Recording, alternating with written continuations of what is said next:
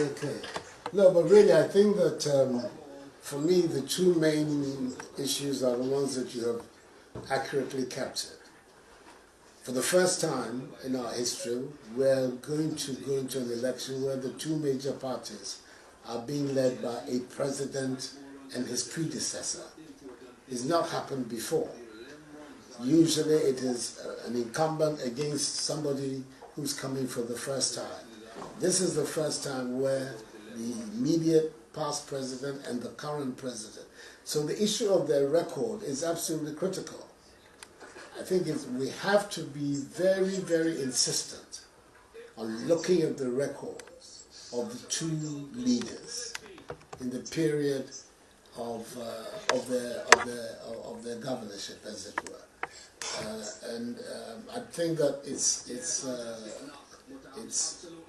inescapable as far as this election is concerned. And then secondly, deriving from it is also the question of how well they have managed the various issues in the country during their time. And when we're talking about that, we're not talking just about COVID, we're talking about the whole period, for me, from the 7th of January 2017, right up till today, right up to the election. And I think too that is also inescapably part of the mix, a critical part of the mix for this election.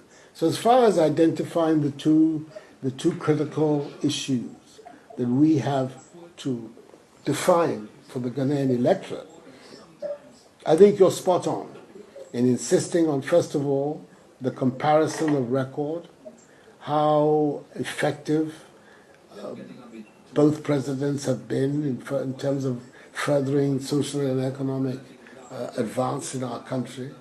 And then, of course, the quality of the leadership that they provided.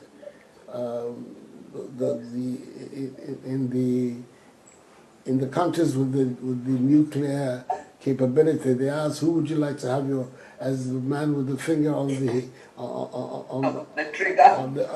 bomb? We don't have, but we still have to ask ourselves who best can manage the affairs of our country, both in normal times as well as in extraordinary times, like these last 3 or 4 months. And in talking about the record, I think there's one thing which is very important for us in NPP to continue to stress. The quality of achievement of this government in various areas, whether it's in health, education, infrastructure development, across board, social and economic, has been one that has affected virtually everybody in the country, at all parts of the country. There's no part of Ghana that can say that somehow or other they've been left out of the programs and developments of this government.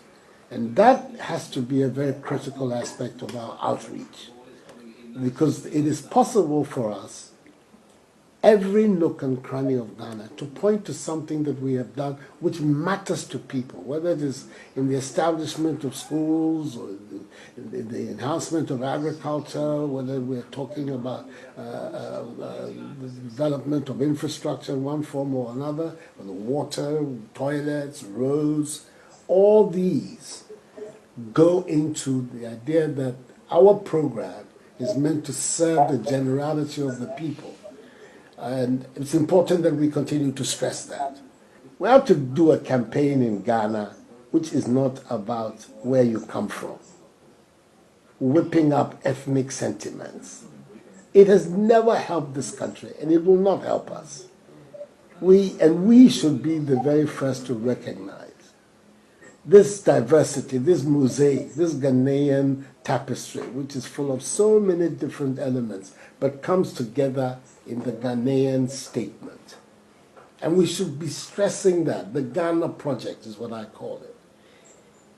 Secondly, in making the Ghana Project too, the other issues, whether you're a Muslim or a Christian, I'm very strongly a Christian. I'm part of the big Christian majority in Ghana. But it shouldn't be part of our discourse.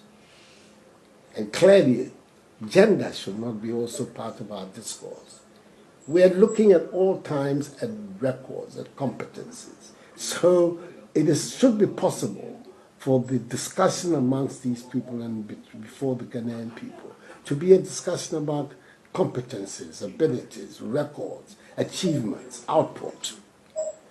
So I think that that is something that I would like us to stress very much. All the stuff about, we have some tribal agenda, want to disenfranchise people in the foreign office, in the voting. I don't understand where that is coming from. And it's deliberate, it's artificial. Anybody who knows the mechanics of Ghana knows that that is artificial and it's being done for very short-term political gains. I'm not sure that it's a legitimate way of advancing a political agenda. Certainly, it's not one that I would want to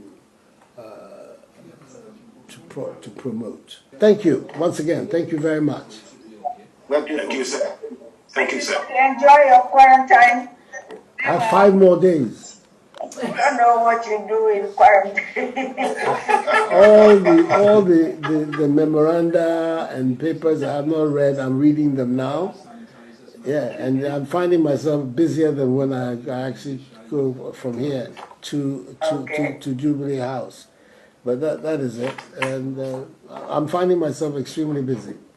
Well, Mr. President, we are very grateful for joining us. I think that your comments and suggestions are very important. They are very insightful. We will factor all of these as we continue to finalize our communication strategy going forward.